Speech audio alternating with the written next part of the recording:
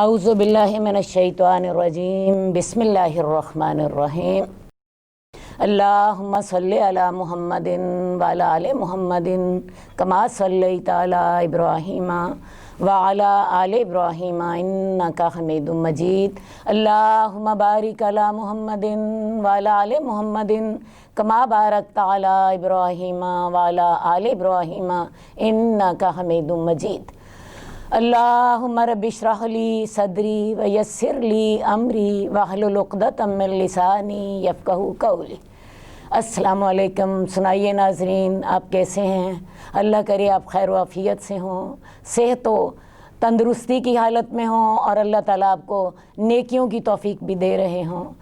ربیع الاول شروع ہو چکا ہے، اسی حوالے سے ہم نے آپ کے لیے یہ کورس شروع کیا تھا جس کا نام آپ اپنے سامنے دیکھ رہے ہیں، چند لمحے رسول اللہ صلی اللہ علیہ وآلہ وسلم کی سیرت کی چھاؤں میں۔ اس کی ایک کلاس ہو چکی، اس میں ہم نے آپ کو بتایا تھا کہ جب رسول اللہ صلی اللہ علیہ وآلہ وسلم کی بعثت ہوئی، آپ کی پیدائش ہوئی، تو اس وقت جزیرۃ العرب میں کیا حالات تھے، کیا سیاسی حالات تھے، اقتصادی حالات کیسے تھے، اور ان جن لوگوں میں آپ کو اتارا جا رہا تھا ان لوگوں کی اخلاق کیسے تھے، جزیرہ نما عرب کی جغرافیائی پوزیشن کیا تھی، اور اللہ تعالیٰ نے کیوں اس علاقے کا انتخاب کیا تھا اپنی نبی کی بعثت کے لیے۔ آج ہم ڈائریکٹ اپنے موضوع پر آتے ہیں کہ رسول اللہ صلی اللہ علیہ وآلہ وسلم کی جو ولادت ہے، یہ ہمارا آج کا موضوع ہے۔ ولادت سے بھی پہلے میں رسول اللہ صلی اللہ علیہ وسلم کا نسب آپ کے سامنے ضرور بیان کرنا چاہوں گی۔ رسول اللہ صلی اللہ علیہ وسلم جیسا کہ آپ سب جانتے ہیں حضرت ابراہیم کی اولاد میں سے ہیں۔ حضرت ابراہیم کے دو بیٹے ہیں، ایک بیٹے کا نام حضرت اسماعیل اور ایک بیٹے کا نام حضرت اسحاق۔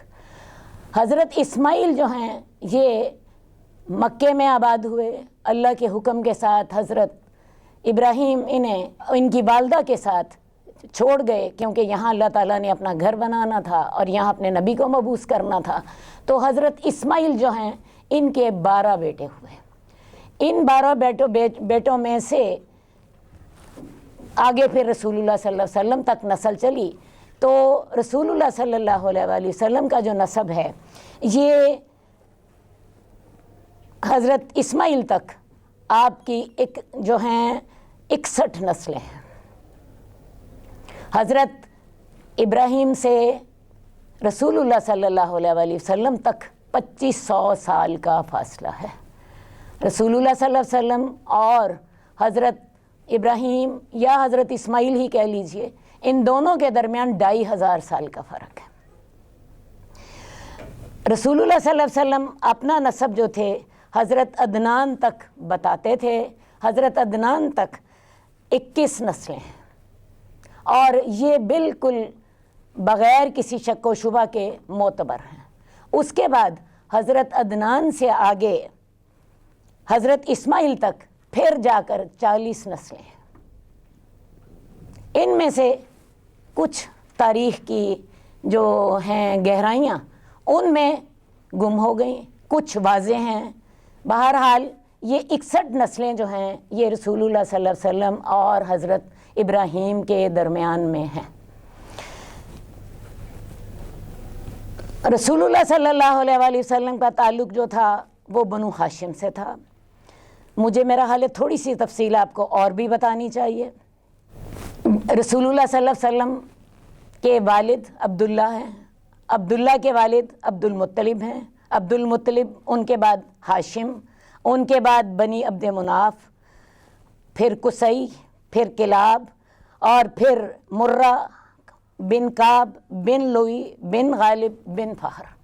مجھے پتہ ہے یہ تفصیلات آپ کو ذرا مشکل لگ رہی ہوں گی، لیکن یہ میں نے تفصیل آپ کو اس لیے بتائی ہے کہ آپ کو اندازہ ہو جائے کہ رسول اللہ صلی اللہ علیہ وسلم کا تعلق اور آپ کے دادا کون سے تھے۔ خاص طور پہ میں نے جو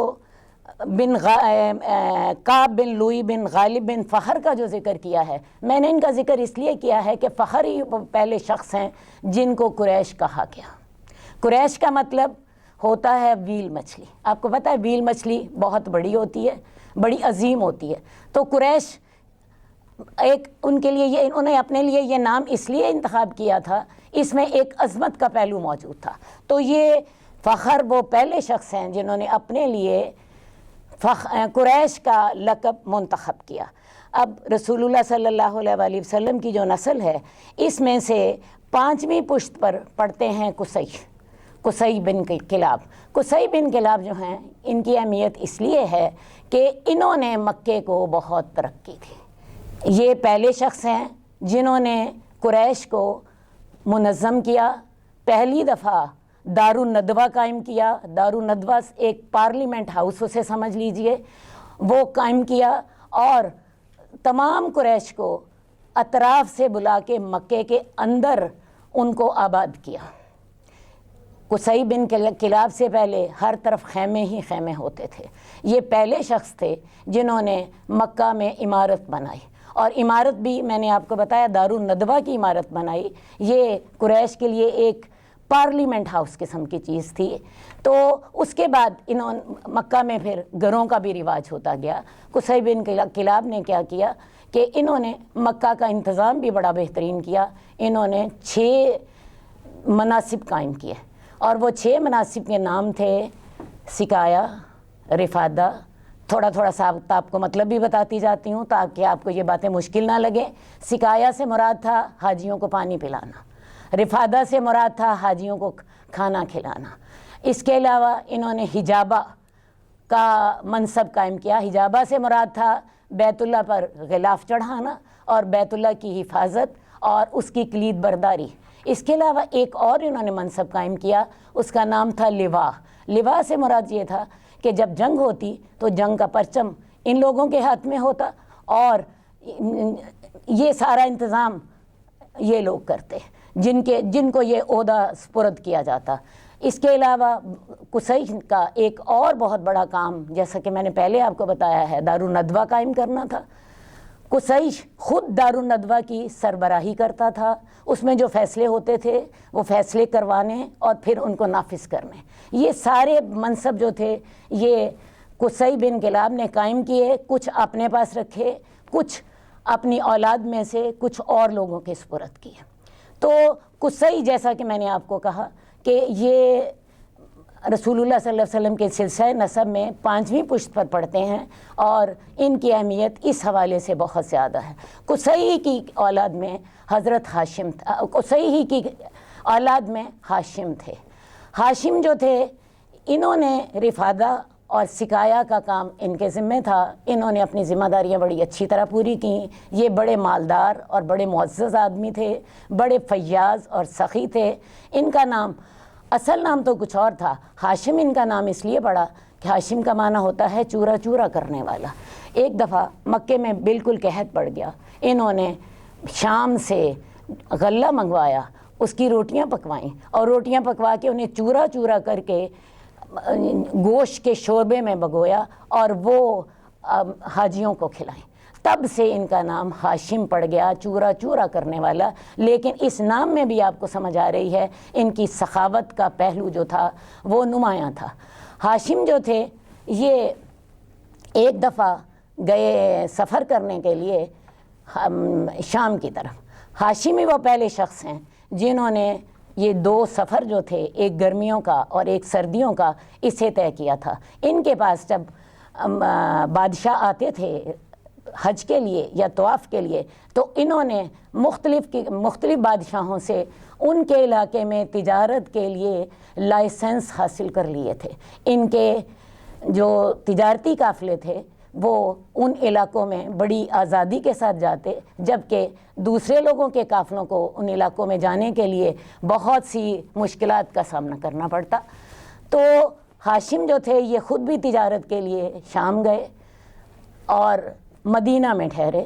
مدینہ میں ایک عورت جس کا نام سلمہ تھا، وہ ان کو پسند آ گئی، انہوں نے ان سے شادی کر لی، اور شادی کر کے تھوڑی دیر وہیں پہ رہے اور آگے اپنے سفر پر روانہ ہو گئے۔ واپسی پر جب آئے تو مدینہ میں ہی ان کا انتقال ہو گیا، جبکہ ان کی جو بیوی تھیں جن کا نام سلمہ تھا وہ حاملہ تھی۔ ہاشم کے بعد ان کے جو ذمہ داریاں تھیں وہ ان کے بھائی مطلب کے حصے میں آئیں۔ ان کے بھائی ان کی ذمہ داریاں جو تھیں وہ اٹھاتے رہے، اور بعد میں ان کے بھائی مطلب کو پتہ چلا کہ ہاشم کا ایک بیٹا مدینہ میں موجود ہے جس کی عمر اس وقت کوئی 8-10 سال کی ہو چکی ہے۔ یہ مدینہ گئے اور ان کو لینے کے لیے وہاں پر پہنچے۔ وہاں پر جب دیکھا تو ان کی آنکھوں میں آنسو آ گئے، ظاہر ہے بھتیجا تھا اور پھر اس کا باپ بھی فوت ہو چکا تھا۔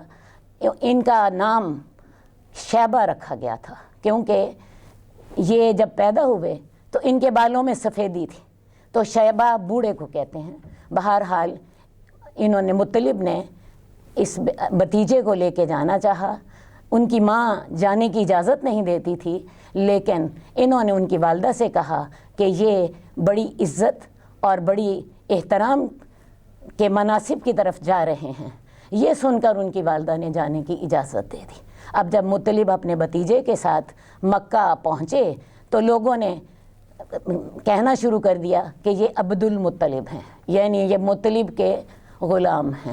حالانکہ وہ مطلب کے غلام نہیں تھے، وہ مطلب کے بھتیجے تھے، لیکن اس کے بعد ان کا نام عبد المطلب ہی کہا جانے لگا، اصل نام حالانکہ شیبہ تھا۔ بہرحال عبد المطلب جو تھے ان کو اللہ تعالیٰ نے بڑے شرف اور اعزاز سے نوازا۔ یہ بڑی خوبیوں کے مالک تھے، بہت جو تھے۔ انہوں نے جب اپنی ذمہ داریاں انہوں نے اٹھائیں تو انہوں نے بہت عزت حاصل کی اپنے کارناموں کی وجہ سے۔ ان کی زندگی کے 3 واقعات جو ہیں وہ بڑے اہم ہیں، جن کا تعلق ہمارے موضوع سے ہے۔ سب سے پہلا جو ان کی زندگی میں جو واقعہ اہم ہے وہ ہے چاہے زمزم کی کھدائی۔ بنو جرہم، جیسا کہ میں نے آپ کو پچھلی دفعہ بھی بتایا تھا، بنو جرہم وہ قبیلہ تھا جنس کے اندر حضرت اسماعیل کی شادی ہوئی تھی۔ بنو جرہم نے 2000 سال تک مکے پر حکومت کی، اور اس کے بعد پھر بنو خزاعہ نے 300 سال تک کی۔ بنو جرہم جو ہے، جب ان کا دور حکومت ختم ہوا تو انہوں نے کیا کیا کہ وہ جاتے ہوئے زمزم کے کنویں کو پاٹ گئے۔ آپ یوں سمجھیے زمزم کا کنواں بند ہو گیا، اور نہ صرف انہوں نے زمزم کا کنواں بند کیا بلکہ بیت اللہ کے اندر کچھ بڑی قیمتی چیزیں تھیں وہ بھی انہوں نے دبا دی۔ اب عبد المطلب کو ایک دن خواب آیا، اور خواب میں ان کو زمزم کی کھدائی کا حکم دیا گیا۔ یہ پریشان ہو گئے، اگلے دن اٹھے، دوسرے دن پھر ان کو یہی خواب آیا، تیسرے دن پھر یہی خواب آیا، اور نہ صرف خواب آیا بلکہ ان کو وہ جگہ بھی دکھا دی گئی کہ یہ وہ جگہ ہے جہاں پہ تم کھدائی کرو۔ عبد المطلب نے کھدائی کی، اور کھدائی کرنے کے بعد تھوڑی دیر بعد ان کو زمزم کے کنویں کے آثار نظر آنے لگ پڑے۔ جب یہ آثار نظر آئے تو جو دوسرے قریش کے سردار تھے انہوں نے ان سے مطالبہ کیا کہ اس کام میں ہم بھی آپ کے ساتھ شریک ہونا چاہتے ہیں، لیکن عبد المطلب کا کہنا یہ تھا کہ اس کام میں دوسرے شریک نہیں ہوں گے، یہ کام میں اکیلے ہی کروں گا، کیونکہ میں نے ہی اس کام کو شروع کیا ہے۔ بہرحال جی اس معاملے پہ خاصا جھگڑا بڑھا، یہاں تک کہ انہوں نے ایک عرب کاہنہ کی جو تھی خدمات حاصل کی۔ اس نے ان کو اس کا کوئی حل بتایا کہ آپ فلاں جگہ جائیں اور فلاں جگہ جا کے آپ فلاں جگہ سے آپ اس کا فیصلہ لیں۔ لیکن ہوا یہ کہ فلاں جگہ جانے سے پہلے ہی کچھ ایسی علامات نظر آ گئیں کہ سارے لوگ جو تھے وہ اس بات پر متفق ہو گئے کہ عبد المطلب ہی زمزم کے کنویں کے جو ہیں ذمہ دار ہوں گے، انہی کا ہی جو ہے انہی کی تولیت میں زمزم کا کنویں سے پانی نکالا جائے گا۔ بہرحال اب عبد المطلب نے اس وقت یہ اتنے اللہ کا انہوں نے شکر کیا، اور اس وقت انہوں نے نظر مانی کہ اگر اللہ تعالیٰ مجھے 10 بیٹے دیں گے اور وہ 10 بیٹے میرے جوان بھی ہو گئے، لڑنے کے قابل ہو گئے، میری حمایت کرنے کے قابل ہو گئے، تو میں ان 10 بیٹوں میں سے ایک بیٹا اللہ کے راستے میں قربان کر دوں گا۔ خیر جی، اس کے بعد کیا ہوا، زمزم کا کنواں انہوں نے کھودا، سارے لوگوں نے ان کا تسلط مان لیا، اور ان کو اللہ تعالیٰ نے اولاد دی اور 10 بیٹے بھی دے دیے۔ بعض سیرت نگاروں کا خیال ہے کہ ان کے 13 بیٹے تھے، بہرحال 10 پر تو سب کا اتفاق ہے۔ 10 جب ہو گئے تو ان کو اپنی نظر یاد آئی، میں نے تو اللہ سے یہ وعدہ کیا تھا کہ اگر اللہ تعالیٰ تو نے مجھے 10 بیٹے دیے جو کہ جوان بھی ہو گئے تو میں ایک بیٹا تیرے راستے میں قربان کر دوں گا۔ انہوں نے اپنے بیٹوں کو بلایا اور انہیں بتایا کہ میں نے یہ نظر اللہ سے مانی تھی۔ بیٹے مان گئے، ٹھیک ہے ابا جان جس کو آپ چاہیں آپ قربان کر دیجئے۔ خیر جی، انہوں نے کیا کیا کہ قرعہ ڈالا، قرعہ ڈالنے میں نام آیا، عبداللہ کا نام آیا، بلکہ قرعہ بھی نہیں ڈالا، کسی کاہنہ سے پوچھا۔ عرب لوگوں میں ان کی بڑی اہمیت ہوتی تھی، ان سے پوچھا، انہوں نے ان سے کہا کہ آپ ایسا کیجئے کہ آپ ایک قرعہ ڈال لیجئے، جس کا نام آئے گا اس کو ذبح کر دیجئے گا۔ تو رسول اللہ صلی اللہ علیہ وسلم کے والد کا نام آیا۔ اب جب چھری لے کر یہ ان کو ذبح کرنے لگے تو 2 لوگوں نے بڑا اعتراض کیا۔ ایک تو سب سے بڑے بھائی ابو طالب نے، اور دوسرے جو عبداللہ کے جو ننیال والے تھے انہوں نے بڑا اعتراض کیا کہ آپ اس کو ذبح نہ کیجیے۔ عبد المطلب کہنے لگے کہ پھر میں اپنی نظر کا کیا کروں، میں نے تو اللہ سے یہ نظر مانی تھی۔ پھر وہی معاملہ ہوا کہ چلو جی کسی کاہن کے پاس چلتے ہیں۔ ایک عرب عرافہ کے پاس گئے، اس عرب عرافہ نے ان کو یہ تجویز پیش کی کہ آپ ایسا کیجئے کہ ایک طرف عبداللہ کا نام ڈالے اور ایک طرف 10 اونٹ ڈالیں، جب اونٹوں کی باری آ جائے گی تو آپ اونٹ ذبح کر دیجئے گا۔ ایک دفعہ عبداللہ کا نام ڈالا گیا اور ایک دفعہ 10 اونٹ ڈالے گئے، نام جناب عبداللہ کا آیا۔ دوبارہ 10 اونٹ بڑھا دیے گئے اور اب 20 اونٹ ڈالے گئے اور ادھر جناب عبداللہ کا نام ڈالا گیا، اب بھی انہی کا نام آیا۔ کرتے گئے اس عرافہ کے ہدایات کے مطابق کہ جب تک اونٹوں کا نام نہیں آئے گا تب تک آپ 10 اونٹ بڑھاتے جائیے گا، یہاں تک کہ ایک طرف 100 اونٹ ڈالے گئے اور ایک طرف جناب عبداللہ کا نام ڈالا گیا۔ اب 100 اونٹ کا جو تھا وہ قرعہ نکلا، اب 100 اونٹ جو تھے ان کے بدلے میں قربان کر دیے گئے، اور اس طرح کر کے عبد المطلب نے اپنی نظر پوری کی۔ اس سے پہلے، اس واقعے سے پہلے کسی آدمی کی دیت 10 اونٹ ہوا کرتی تھی، لیکن اس واقعے کے بعد اب دیت جو تھی وہ 100 اونٹ کر دی گئی، کیونکہ عبد المطلب کے یہ بیٹے کا معاملہ تھا اور عبد المطلب اپنے قبیلے کے سردار تھے، تو لہٰذا یہی رواج جو تھا آئندہ کے لیے طے پا گیا۔ اسی لیے رسول اللہ صلی اللہ علیہ وسلم فرمایا کرتے تھے، میں 2 ذبیحوں کی اولاد ہوں، میں 2 ذبیح کی اولاد ہوں، ذبیحوں نہ کہیے، میں 2 ذبیح کی اولاد ہوں۔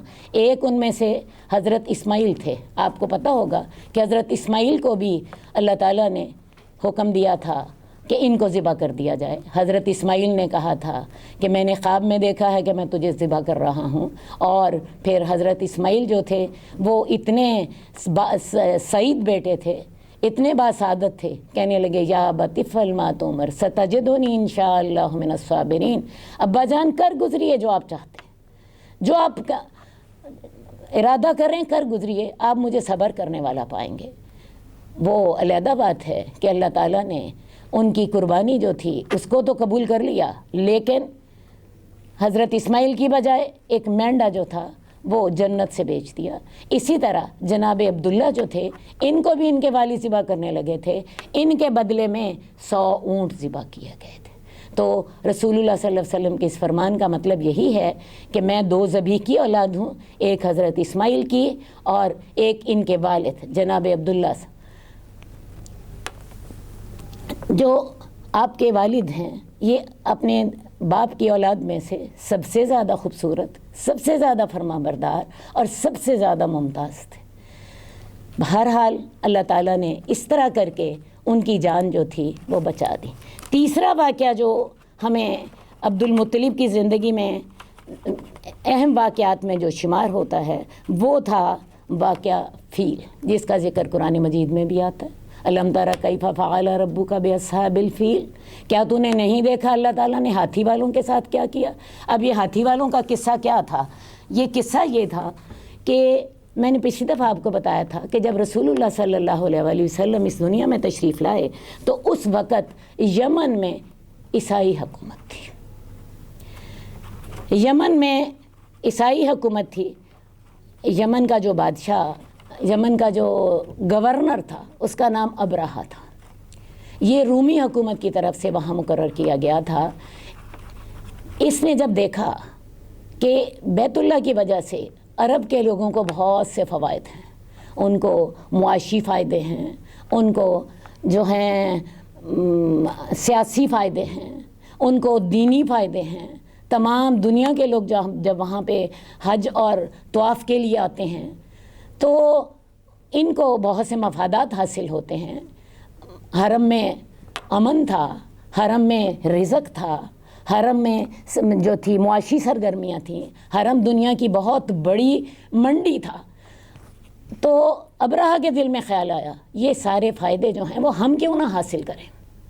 اس نے یہ سوچ کے صنعاء میں ایک بہت بڑا کلیسا بنایا جو کہ سنگ مرمر کا بنا ہوا تھا، اس میں لکڑی کا کام کیا گیا تھا، جس میں سونا بھی استعمال ہوا تھا۔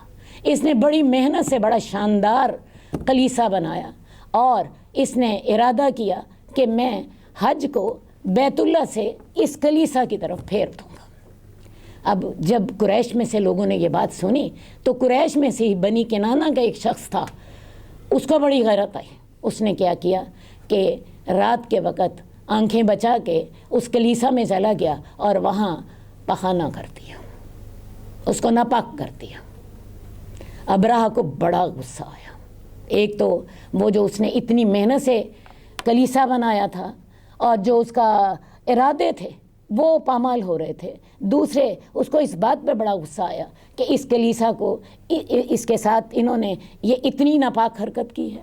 بہرحال جی اس نے ارادہ کر لیا، قسم کھا لی کہ میں بیت اللہ کو گرا دوں گا۔ میں بیت اللہ کو جب گرا دوں گا تو تمام لوگ مجبوراً یہیں آئیں گے۔ خیر جی یہ چل پڑا، 60,000 کا لشکر لیا۔ اس دور میں 60,000 کا لشکر لینا کوئی آسان بات نہیں تھی۔ آپ کو پتہ ہونا چاہیے غزوہ بدر میں جب کفار مکہ نے مسلمانوں کا مقابلہ کرنا چاہا ہے، ان پر حملہ کرنا چاہا ہے، تو 1,000 کا لشکر لے کر آئے تھے بدر کے میدان میں۔ غزوہ احد میں 3,000 کا لشکر لے کر آئے، لیکن ابرہہ جو تھا یہ 60,000 کا لشکر لے کر آیا۔ حالانکہ اس کا علاقہ بھی بڑا دور کا تھا، مکہ کا اور مدینہ کا فاصلہ 460 کلومیٹر کا ہے، جبکہ یمن کا اور مکے کا فاصلہ اس سے کہیں زیادہ۔ بہرحال جی یہ 60,000 کا لشکر لے کر آیا اور اس کے لشکر میں 13 ہاتھی تھے۔ اس کا اپنا ایک ہاتھی تھا جس کا نام محمود تھا۔ خیر جی یہ یمن کے راستے سے مکہ آیا، راستے میں طائف میں لات کا جو تھا معبد تھا۔ اس نے سوچا شاید یہ بیت اللہ ہے، لیکن طائف کے لوگوں نے اسے بتایا کہ یہ وہ جو ہے اللہ کا گھر نہیں ہے جس کو تم گرانے آئے ہو، وہ تو مکہ میں ہے۔ بہرحال جی یہ وہاں سے آگے چلا تو یہ مکہ کے قریب پہنچ گیا۔ منا اور مزدلفہ کے درمیان ایک وادی ہے جس کو کہتے ہیں وادی محصر۔ آج بھی جب حاجی حج کرنے جاتے ہیں تو وہاں پہ 2 دیواریں کھڑی کر دی گئی ہیں، ان دیواروں کے اندر یہ وادی موجود ہے، آج بھی موجود ہے۔ تو جب یہ وادی محصر تک پہنچا، اس نے اپنا جو تھا لشکر وہ وہاں پہ پڑاؤ ڈالا، اور پڑاؤ ڈال کے اس نے کچھ لوگوں کو بھیجا تاکہ وہ مکے میں جائیں اور مکے میں جا کے وہاں خبر دیں ان کو کہ بھئی ہم تم سے لڑنے نہیں آئے۔ مکے کے لوگوں کو بتا دیں میں تم سے لڑنے نہیں آیا، میں تو صرف اللہ کا گھر گرانے کے لیے آیا ہوں۔ اور ایک اور آدمی بھی بھیجا اور اس سے کہا کہ تم پتہ کرو کہ یہاں کا سردار کون سا ہے۔ اس کے علاوہ اس نے کیا کیا کہ اس کے لوگ جو تھے وہ مکے والوں کے جانور ہانک کے اس کے پاس لے گئے۔ خیر جی اب پتہ کیا گیا تو پتہ چلا کہ عبد المطلب اس وقت مکے کے سردار تھے، اس نے عبد المطلب کو بلایا۔ عبد المطلب بڑے شاندار شخصیت کے حامل تھے، بڑے اونچے لمبے۔ اس نے ان سے بات کی کہ بھائی میں تم سے لڑنے نہیں آیا، میں اللہ کا گھر گرانے کے لیے آیا ہوں۔ عبد المطلب کہنے لگے بات یہ ہے، یہ اللہ کا گھر ہے، ہر بندہ اپنے گھر کی خود حفاظت کرتا ہے، اللہ اپنے گھر کا مالک ہے، وہ اپنے گھر کی خود حفاظت کرے گا، تم میرے اونٹ مجھے واپس کر دو۔ 200 اونٹ جو تھے ان کے ابرہہ کے لوگ ہانک کر لے گئے تھے۔ ابرہہ نے بڑی حیرانگی کا اظہار کیا، لیکن بہرحال بات ایسے ہی ہوئی۔ مکے کے لوگوں نے کیا کیا، عبد المطلب سمیت انہوں نے جا کے بیت اللہ میں عبد المطلب نے اللہ سے دعائیں کی کہ اللہ تعالیٰ ایسا نہ ہو کہ یہ عیسائی جو ہیں یہ تیرے گھر پہ غلبہ حاصل کر لیں، تو اپنے گھر کی حفاظت خود کر لیں۔ اور یہ خود جا کے اس میں پہاڑوں میں چھپ گئے۔ اب اللہ تعالیٰ نے اپنے گھر کی باقی حفاظت خود کی۔ ہوا یہ کہ اللہ تعالیٰ نے چڑیا جتنے اور بعض کے خیال میں بٹیر جتنے کچھ پرندے بھیجے۔ ہر پرندے کے پاس 3 پتھر تھے، 2 اس کے جو تھے پنجوں میں اور 1 منہ میں۔ جو پتھر تھے ان کا سائز جو تھا چنے کے بڑے دانے کے برابر تھا، یا سمجھ لیجئے مٹر کے دانے کے برابر تھا۔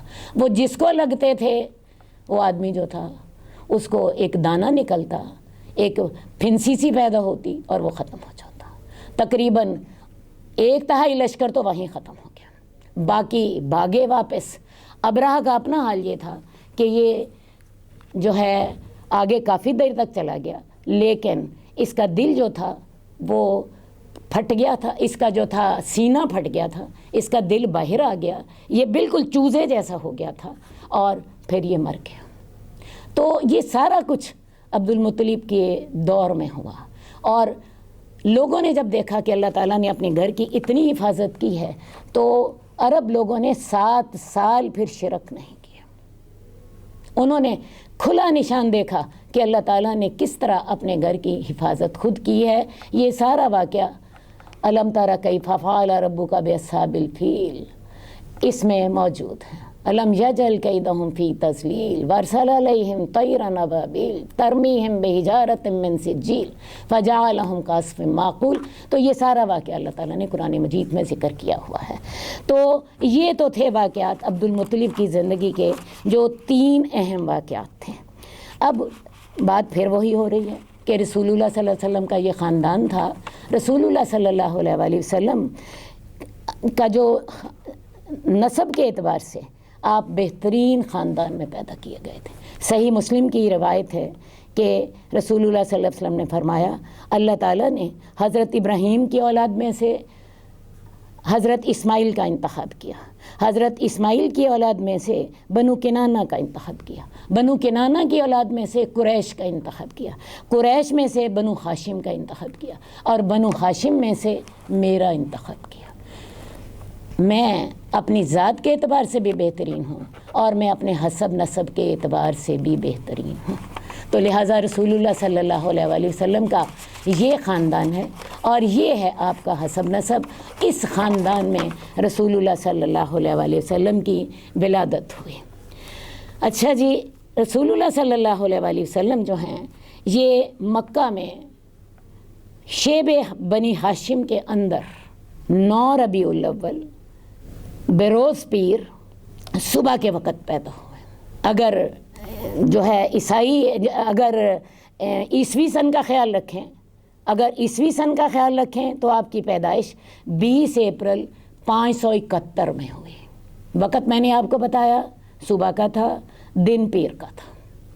جب رسول اللہ صلی اللہ علیہ وسلم پیدا ہوئے آپ کے والد جو تھے وفات پا چکے تھے، اور ان کی والدہ کا بیان ہے کہ آپ کی والدہ نے فرمایا کہ جب رسول اللہ صلی اللہ علیہ وسلم کی ولادت ہوئی، اس وقت تو ظاہر ہے آپ رسول نہیں تھے، جب آپ کی ولادت ہوئی تو میرے جسم سے ایک نور نکلا جس سے شام کے محل روشن ہو گئے۔ امام احمد نے ارباز بن ساریہ سے بھی اسی مضمون کی ایک روایت نقل کی ہے۔ اس کے علاوہ بھی بہت سی روایات جو ہیں نقل کی جاتی ہیں لیکن وہ مستند نہیں ہیں، وہ مستند نہیں ہیں۔ اچھا جی، اب جب یہ ان کی والدہ کے ہاں ولادت ہو گئی تو ان کی والدہ نے ان کے دادا کو پیغام بھیجا۔ عبد المطلب آئے، انہوں نے اپنے پوتے کو گود میں لے کر جا کے بیت اللہ کا طواف کیا جیسا کہ اس دور کا طریقہ تھا، اور ان کا نام محمد تجویز کیا، اور اس کا ساتھ ہی کہا یہ میرا بیٹا جو ہے یہ بڑا شان والا ہے، اس کو اللہ بڑا مقام عطا کریں گے۔ محمد نام وہاں پہ معروف نہیں تھا۔ محمد کا معنی ہے جس کی زیادہ تعریف کی گئی ہو۔ یہ نام جیسا کہ میں نے آپ کو پہلے بتایا عرب میں معروف نہیں تھا، لیکن عبد المطلب کو بڑی امید تھی کہ یہ میرا بیٹا جو ہے یہ بڑی شان والا ہوگا۔ بہرحال ساتھ ان کو لے گئے، 7ویں دن ان کا ختنہ کیا، نام تو پہلے ہی رکھا جا چکا تھا، 7ویں دن ختنہ بھی کر دیا۔ پہلے ان کی والدہ نے ان کو دودھ پلایا، اور اس کے بعد سویبہ جو کہ ابو لہب کی لونڈی تھی، اس نے بھی کچھ دن رسول اللہ صلی اللہ علیہ وسلم کو دودھ پلایا۔ عرب کے لوگوں کا دستور یہ تھا کہ جو ان کے شرفاء تھے، ایلیٹ کلاس تھی، یہ لوگ اپنے بچوں کو گاؤں میں بیچ دیتے ہیں تاکہ وہ گاؤں کی کھلی فضا میں پلیں، ان کی صحت اچھی ہو، اور دوسری بات یہ ہے کہ وہ عربی زبان جو ہے وہ اپنی ابتدا سے ہی بڑی فصاحت اور بلاغت کے ساتھ سیکھ لیں۔ اسی رواج کے تحت رسول اللہ صلی اللہ علیہ وسلم کو بھی بنو سعد میں بیچ دیا گیا۔ بنو سعد جو ہے، اس کا اگر آپ نقشے میں دیکھیں تو یہ مکے سے تھوڑا سا مشرق میں ہے، زیادہ دور کا علاقہ نہیں ہے۔ تو رسول اللہ صلی اللہ علیہ وسلم کو بنو سعد کے گاؤں میں حلیمہ سعدیہ اپنے ساتھ لے گئیں۔ یہ بنو سعد کا جو گاؤں ہے یہ بڑا پرسکون ہے۔ میں نے یہ گاؤں دیکھا ہے، میں نے وہاں پہ وہ جگہ بھی دیکھی جہاں پہ اللہ کے رسول صلی اللہ علیہ وسلم جو تھے حلیمہ سعدیہ کے پاس رہتے تھے۔ اس گاؤں سے کوئی تقریباً 1 کلومیٹر پہلے تک سڑک ختم کر دی گئی ہے، اور آگے پیدل چلنا پڑتا ہے۔ پھر پیدل چل کے یہ گاؤں ایک ٹیلے پر ہے، اور اس ٹیلے پر جائیں تو وہ پرانا وہ جو ماحول ہے وہ اب تک برقرار ہے۔ اسی لیے انہوں نے اس علاقے تک سڑک نہیں رکھی تاکہ لوگ زیادہ نہ آئیں، جو بھی آئیں وہ اتنی مشقت کے ساتھ آئیں تاکہ بہت رش نہ ہو۔ تو میں نے بتایا بڑا پرسکون علاقہ ہے، اور ایک ٹیلے پر چڑھ جائیں، وہاں پہ ان کا گاؤں ہے۔ بہرحال اللہ کے رسول صلی اللہ علیہ وسلم وہاں پہ حلیمہ سعدیہ کے ساتھ جو تھے، آپ نے وہاں پہ پھر اپنی زندگی کا اگلا حصہ جو ہے وہاں گزارا۔ حلیمہ سعدیہ کا اپنا بیان یہ ہے، وہ خود بڑی لمبی روایتیں موجود ہیں۔ حلیمہ سعدیہ کہتی ہیں کہ میں بھی مکے میں آئی تاکہ مجھے کوئی بچہ مل جائے اور میں اس بچے کو دودھ پلاؤں، اور اس کے بدلے میں ہماری مالی حالت کچھ اچھی ہو جائے۔ وہ کہتی ہیں کہ میری ساتھی جتنی میرے ساتھ عورتیں اور بھی آئی تھیں، وہ ساری جو تھیں ان سب نے پتہ کیا، کسی نے حضرت محمد کو لینا قبول نہیں کیا، کیونکہ جب ان کو پتہ چلتا کہ یہ بچہ یتیم ہے تو ان کو پتہ انہیں یہ سمجھ آتی کہ ہمیں مطلوبہ اجرت نہ مل سکے گی۔ حلیمہ سعدیہ کہتی ہیں کہ مجھے کوئی بھی بچہ نہ مل سکا، میں نے دل میں سوچا چلو مجھے اور کوئی نہیں ملتا، میں ہی انہیں لے لیتی ہوں، میں کم از کم خالی ہاتھوں نہ جاؤں۔ خیر جی، وہ کہتی ہیں کہ میں نے صرف یہ سوچ کے تو دوبارہ کہ ان کو قبول کر لیا، لیکن جب ہم نے ان کو لے لیا اور لینے کے بعد جب ہم اپنے گھر واپس گئے تو راستے میں ہی ہمیں اللہ کے رسول صلی اللہ علیہ وسلم کی جو برکتیں تھیں وہ نظر آنے لگیں۔ یہ میں کہہ رہی ہوں اللہ کے رسول، اس وقت تو ظاہر ہے آپ محمد ہی تھے۔ وہ کہتی ہیں کہ میری جو گدی تھی وہ بڑی سست تھی، اسے کمزوری کے باعث چلا نہیں جاتا تھا، میری اونٹنی کے تھنوں میں دودھ نہیں تھا، میرے اپنے سینے میں دودھ نہیں تھا، میرا بچہ ساری رات بلکتا رہتا تھا بھوک کی وجہ سے۔ لیکن جو ہی ہم نے محمد کو لیا تو لے کے ہم واپس چلے تو میں نے دیکھا کہ میرے بچے نے بھی پیٹ بھر کر دودھ پیا، اور حضرت محمد نے بھی پیٹ بھر کر دودھ پیا۔ اور جب ہم گھر پہنچے تو گھر میں دیکھا جا کر کہ اونٹنی کے تھن جو تھے وہ دودھ سے بھرے ہوئے تھے۔ اس کے بعد وہ کہتی ہیں ہم نے سوچا کہ یہ جو نئی روح ہمارے پاس آئی ہے یہ بڑی برکت والی روح ہے۔ اس کے علاوہ وہ مزید کہتی ہیں کہ اس کے بعد تو مزید برکتیں ہی برکتیں ہم دیکھتے رہے۔ ہماری جو بکریوں کا ریوڑ تھا وہ جب چرا کے ہم لاتے تو دودھ سے بھرے ہوتے، ہماری اونٹنیاں بہت دودھ دیتی، ہمارے گھر میں بہت خوشحالی آئی۔ لوگ سارے کہتے کہ بھئی جو ہے حلیمہ کی جو بکریاں ہیں یہ جہاں پہ چرتی ہیں تم بھی اپنی جانوروں کو وہاں پہ چراؤ، لیکن ہوتا یہ کہ ان کے جانور تو دودھ سے خالی واپس آتے، لیکن میرے جانوروں کے تھن دودھ سے بھرے ہوتے۔ بہرحال انہوں نے بہت برکتیں دیکھیں رسول اللہ صلی اللہ علیہ وسلم کے ساتھ۔ جب آپ 2 سال کے ہو گئے، اور حلیمہ سعدیہ کا کہنا یہ ہے کہ رسول اللہ صلی اللہ علیہ وسلم بڑے صحت مند، بڑے طاقتور، ان کا جسم جو تھا خوب گٹھا ہوا تھا اور عام بچوں کی نسبت وہ زیادہ مضبوط لگ رہے تھے۔ خیر جی، یہ ان کو 2 سال کے بعد ان کی والدہ سے ملانے کے لیے لے گئیں۔ اس وقت مدینہ میں ایک وبا پھیلی ہوئی تھی۔ دوسری بات ہے حلیمہ سعدیہ بھی برکتیں دیکھ چکی تھیں ان کے ساتھ کی، انہوں نے جو تھی آپ کی والدہ سے درخواست کی کہ آپ انہیں ہمارے پاس ہی رہنے دیجیے۔ حالانکہ رضاعت کا دور ختم ہو چکا تھا 2 سال کا، چونکہ میں نے آپ کو بتایا کہ مدینے میں ایک وبا بھی پھیلی ہوئی تھی، تو لہٰذا ان کی والدہ نے حلیمہ سعدیہ کی درخواست پر رسول اللہ صلی اللہ علیہ وسلم کو پھر ساتھ بھیج دیا۔ اب رسول اللہ صلی اللہ علیہ وسلم پھر اسی علاقے میں بنو سعد کے جو گاؤں میں وہیں پہ آپ پرورش پانے لگ گئے۔ وہاں پہ آپ کی زندگی کا ایک اہم واقعہ پیش آیا جس کو ہم شک صدر کے نام سے جانتے ہیں۔ آپ کی عمر اس وقت کوئی 4 یا 5 سال تھی، بعض روایات میں 3 سال بھی آتی ہیں۔ آپ کھیل رہے تھے، آپ کی جو رضائی بہن جن کا نام شیمہ ہے انہوں نے آپ کو گود میں اٹھایا ہوا تھا، تو حضرت جبریل آئے اور انہوں نے رسول اللہ صلی اللہ علیہ وسلم کو پکڑا، زمین پہ لٹایا، ان کا سینہ چاک کیا۔ یہ سینہ جو تھا یہاں گردن سے لے کے نیچے پیٹ تک تھا۔ چاک کیا اور چاک کرنے کے بعد اس میں سے دل نکالا، دل میں سے ایک کالے رنگ کا ٹکڑا نکالا۔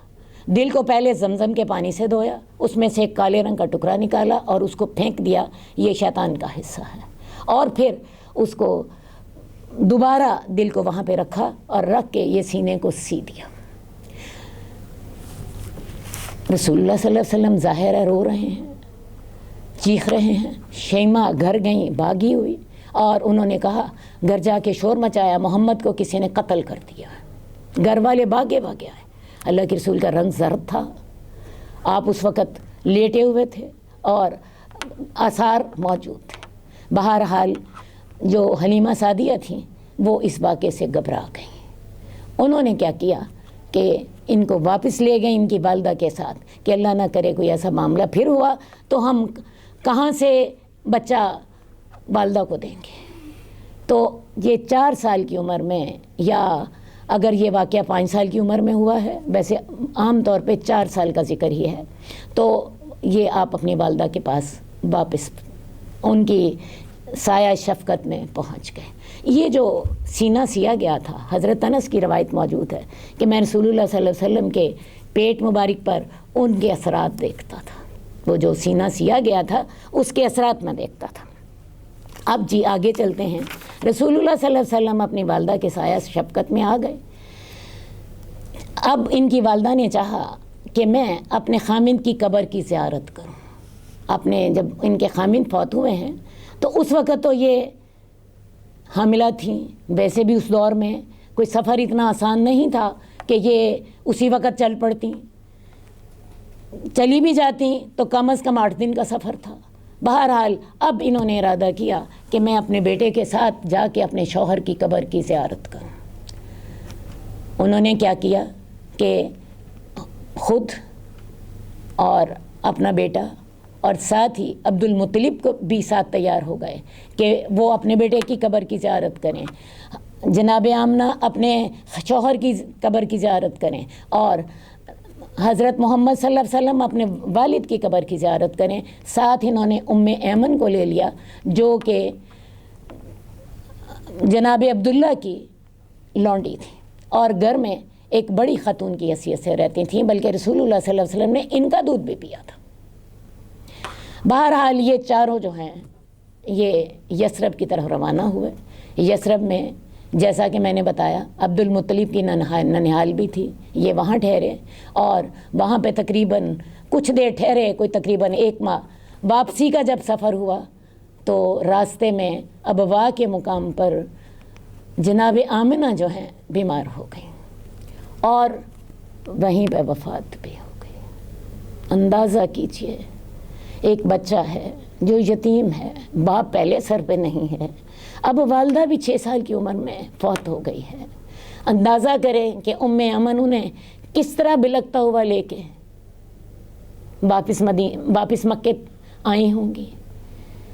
بہرحال یہ اللہ کے فیصلے ہوتے ہیں۔ اب جو ہیں آپ اپنی والدہ سے بھی محروم ہو گئے 6 سال کی عمر میں۔ عبد المطلب آپ کو لے کر آئے، ایمن ساتھ تھیں، مکہ پہنچے۔ اللہ تعالیٰ نے عبد المطلب کے دل میں رسول اللہ صلی اللہ علیہ وسلم کی محبت ڈال دی تھی۔ وہ دیکھتے تھے یہ میرا پوتا، نہ اس کا باپ ہے نہ اس کی ماں ہے، یہ یتیم پوتا جو ہے آپ نے اپنی ساری محبتیں ان کے لیے وقف کر دی۔ لیکن کیا کرتے، 8 سال کے تھے جب رسول اللہ صلی اللہ علیہ وسلم تو دادا بھی فوت ہو گئے۔ اللہ تعالیٰ نے ان کو لمبی عمر دی تھی، عبد المطلب کو 120 سال کی عمر میں فوت ہوئے، لیکن رسول اللہ صلی اللہ علیہ وسلم کو ان کی شفقت 2 سال نصیب ہوئی۔ فوت ہوتے وقت وہ اپنے بڑے بیٹے ابو طالب کو یہ کہہ گئے کہ تم نے میرے اس پوتے کی کفالت کرنی ہے، یہ تمہاری ذمہ داری ہے۔ خیر جی، اب ابو طالب نے آپ کو اپنی کفالت میں لے لیا۔ عبد المطلب نے رسول اللہ صلی اللہ علیہ وسلم کو بہت پیار محبت دیا، لیکن میں نے بتایا صرف 2 سال کے لیے۔ اب عبد المطلب جو ہیں وہ تو اللہ کے پاس جا چکے ہیں، ابو طالب نے آپ کی ذمہ داری اٹھائی اور اگلے 40 سال تک ابو طالب جو تھے وہ آپ کی ذمہ داری بڑی جو تھی ہمت اور بڑے خلوص کے ساتھ اٹھاتے رہے، جہاں تک کہ ابو طالب خود نہ فوت ہو گئے۔ اب ابو طالب کے گھر میں 9 بچے تھے، 10ویں اللہ کے رسول تھے، اور ابو طالب غریب آدمی تھے، مالدار نہ تھے، حالانکہ اپنے قبیلے کے سردار تھے، کیونکہ عبد المطلب کی سب سے بڑی اولاد وہی تھے۔ اس کے بعد غربت موجود تھی اور 9 بچے تھے، 10ویں اللہ کے رسول تھے، آپ اندازہ کر سکتے ہیں کہ وہاں پہ حالات کیا تھے۔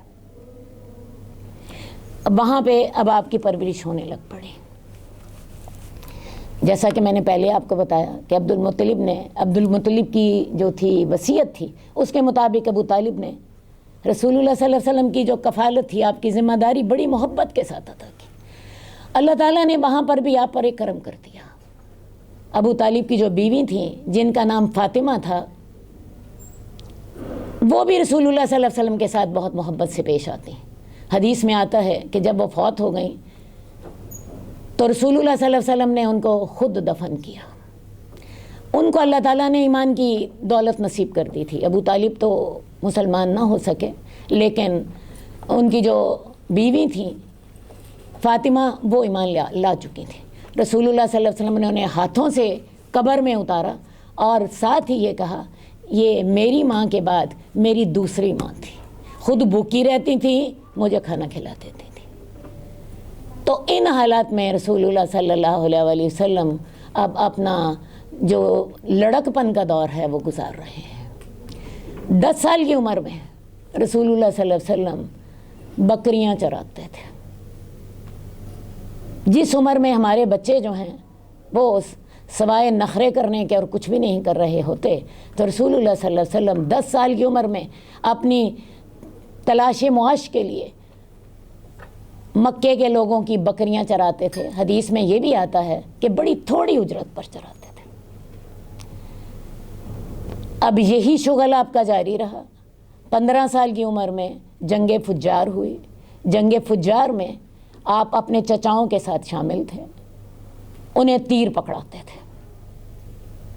اس سے پہلے 12 سال کی عمر میں، جیسا کہ میں نے آپ کو پہلے بتایا کہ 10 سال کی عمر میں ہی آپ کو اپنے تلاش معاش کی فکر پڑ گئی تھی، 12 سال کی عمر میں ابو طالب شام کی طرف گئے تجارت کے لیے. عرب کے اکثر لوگوں کا پیشہ تجارت ہی تھا. تجارت کے لیے گئے تو ان کو ساتھ لے کر گئے. وہاں ایک جگہ پہ پڑاؤ ڈالا تو وہاں پہ ایک گرجا تھا.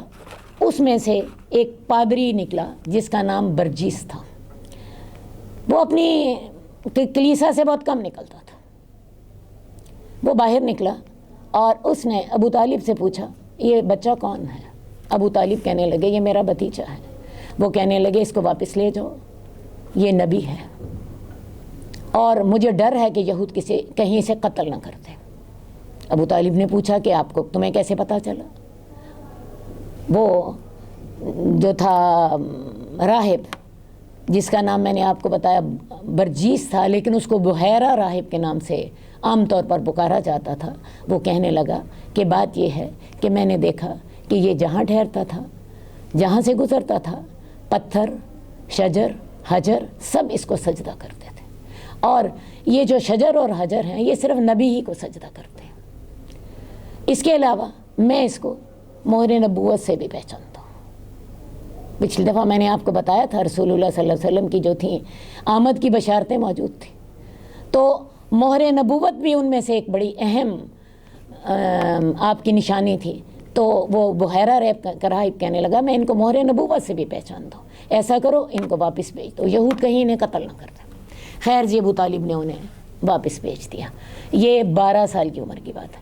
اس کے بعد جنگ فجار کا میں نے آپ کو بتایا 15 سال کی عمر میں جنگ فجار کا میں آپ شامل ہوئے. اس کے بعد ایک اور اہم واقعہ آپ کی زندگی میں ہمیں ملتا ہے.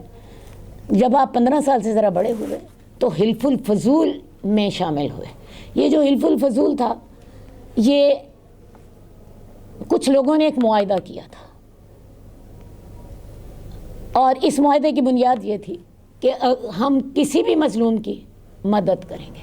ہوا یہ تھا کہ ایک بنو زبید کا ایک شخص جو ہے وہ مکہ آیا. اس نے مکے کے ایک سردار آس بن وائل کے ہاتھ کوئی سودا بھیجا. آس بن وائل نے اسے ادائیگی نہ کی. اس نے سب سے فریاد کی علیحدہ علیحدہ کہ مجھے میرے پیسے واپس لے کر دیں، میرا حق لے کر دیں. کسی نے اس کی بات نہ سنی. اس نے کیا کیا اسی شخص نے کہ وہ پہاڑ پر چڑھ گیا اور اس نے وہاں سے آواز لگائی اور سب کو اپنی مدد کے لیے پکارا. تو رسول اللہ صلی اللہ علیہ وسلم کے ایک چچا تھے جن کا نام زبیر تھا.